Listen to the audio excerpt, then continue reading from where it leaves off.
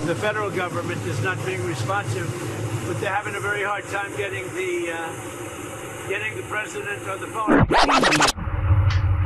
But Governor Brian Kemp said earlier that he did speak with President Biden yesterday after initially missing his call. I know it may be hard to believe, folks, but bear with me. I fear that the man who once free-throwed paper towels at a desperate crowd in the wake of a natural disaster may not be in the vicinity of areas hard hit by Hurricane Helene to actually help, but instead for his own political gain, because yeah, he's abhorrent. But in doing so, it appears that not everyone is willing to let Trump get away with spreading falsehoods about the federal response to the hurricane. As of this morning, he said that he and Vice President Harris were playing phone tag. His supporters are running the same old tired playbook that they did with Maui and they did with East Palestine. So not only was Joe Biden on top of this, he signed the disaster declarations even before the storms hit to make sure that there would be no delay in goods and services.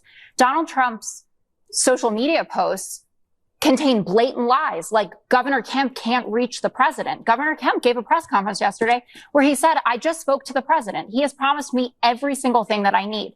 McMaster from South Carolina, also a conservative, getting everything that he wants, and then Roy Cooper as well.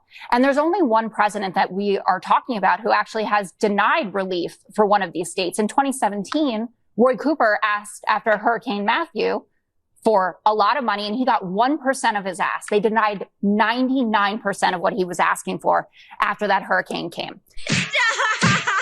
He's already dead. Former president and Republican nominee claimed upon landing in Valdosta that President Biden was, quote, sleeping and not responding to Georgia Governor Brian Kemp. Trump said that he was, quote, calling the president and hasn't been able to get to him. He repeated the claim at an event with reporters after being told Kemp said he had spoken to Biden. Of course, as we know, facts matter not to Donald Trump's feelings and his political agenda. One place, I tell you, I wasn't expecting a fact check in real time was on Fox News. But they weren't the only ones calling to attention his vile efforts to take advantage of this tragedy for his own gain.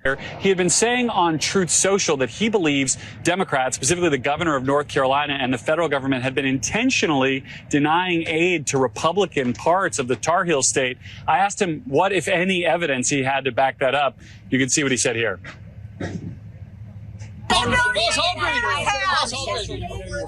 Democrats intentionally not getting aid to what was that in reference to? Governor Kemp did call. Where's that coming from? Biden did call Governor Any Kemp evidence for that, yesterday. Mr. President? You gotta vote Trump, people. Very difficult to hear his response there on that clip, Katie, but his answer was, take a look. Essentially, I've got nothing to show you right now. Go find it yourself. Another from the kind of Trump staple of responses when pressed on something like this. I tried to follow up with him a little bit further down the rope line, but didn't have any better luck there. White House Press Secretary Karine Jean-Pierre pushed back against Trump's assertion that Biden has been unresponsive during her press briefing, noting that Kemp himself told reporters that he spoke with Biden on Sunday and that the president asked him point blank what Georgia needed. This was echoed by the president's Homeland Security advisor Liz Sherwood Randall, who said that Biden made clear that he offered Kemp, quote, anything Georgia needed for its response to the storm. So yeah, of course, Trump is talking absolute guff, as we say in Scotland. And Kemp confirmed Monday morning that he spoke to Biden the night before. And Trump knew all this, but still does not care. There are 3,300 FEMA personnel there, 5,500 National Guardsmen from 11 states, and search and rescue from 19 states. That doesn't reduce the devastation of this and how horrific it is. But to say that Joe Biden and Kamala Harris are out to lunch during this, or they're sitting on a beach reclining there, they are clearly giving them what they need. They will be showing up when it is appropriate. And it's different for Donald Trump, who is not in office.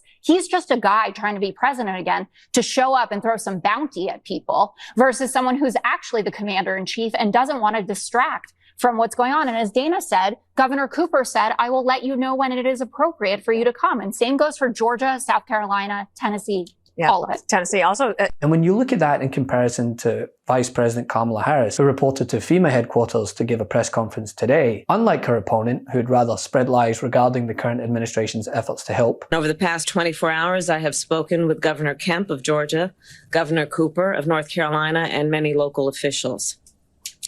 I have shared with them that we will do everything in our power to help communities respond and recover.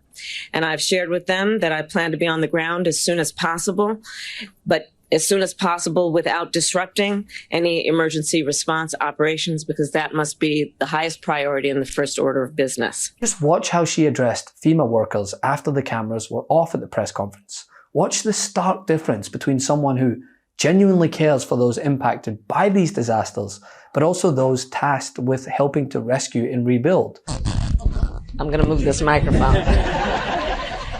Hey guys, I'm going to do the tour right now, but I really do mean what I said. I know the work that you all are doing, and it is so critically important. The people on the ground right now, we know that communications are still down for so many people, which means that they don't know necessarily what is being done right now by all of you to help them. But I know, based on what you all historically have done, that the folks on the ground who have been impacted, I'm sure, have faith that you all are here right now as you are, and that they know in their hearts that you all are working around the clock as you've been. And I know it takes a lot out of you, and you're seeing a lot of pain, you're seeing the destruction, you're seeing the damage, and it's the work that you all have dedicated your lives to doing. So I just wanted to come by truly to say thank you to all of you, because it takes a lot out of you. And when you're interacting with folks who are on the ground and need help, they look in your eyes to see, is everything going to be okay? And sometimes you're not sure, right? But you do everything you can to make sure everything's going to be okay. And that's a strength that you uniquely have when you do this kind of work that you all do. So thank you for all that you are doing. Let's keep it up. I know we have many, many hours ahead of important and critical work, but you guys are just the best of anything that we could hope for in our country. So thank you all. Thank you. Madam Vice President.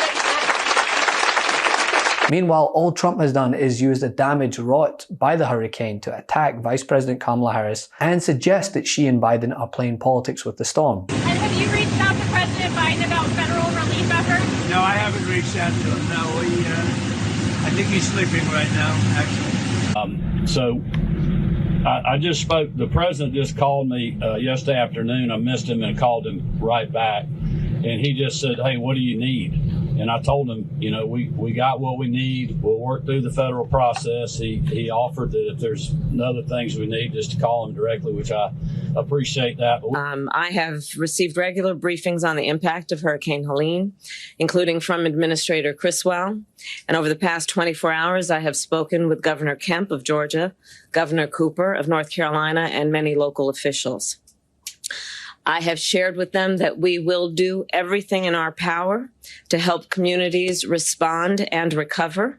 And I've shared with them that I plan to be on the ground as soon as possible, but as soon as possible without disrupting any emergency response operations, because that must be the highest priority in the first order of business. The devastation from Hurricane Helene is immense. Millions of Americans are without power. Thousands of families have lost their homes. Entire neighborhoods have been destroyed. Major roads have been blocked or damaged, leaving entire towns inaccessible at this very moment. Already, nearly 100 people have been confirmed dead, and hundreds more are missing. The destruction we have seen in Alabama, Florida, Georgia, North Carolina, South Carolina, Tennessee, and Virginia is heartbreaking. In coordination with state and local officials, President Biden and I will continue to make sure that communities have the support and the resources that they need, not only to respond to this storm and its immediate aftermath, but also the resources they will need to recover. So far, more than 3,300 federal personnel are on the ground to assist with recovery efforts. They are deploying food, water, and generators. And we continue to work with teams on the ground to restore water and power as quickly as possible. To everyone who has been impacted by this storm, and to all of those of you who are rightly feeling overwhelmed by the destruction and the loss, our nation is with you. And President Biden and I, and all of the folks behind me, are with you. So I'm curious, Donald, what would you have done? Would you have got out your Sharpie and drawn a handmade orbit outside the path of the hurricane? Or tossed paper towels into the crowd, things that really help? Love this video? Make sure you stay up to date on the latest breaking news and all things Meidas by signing up to the MeidasTouch newsletter at MeidasTouch.com/newsletter.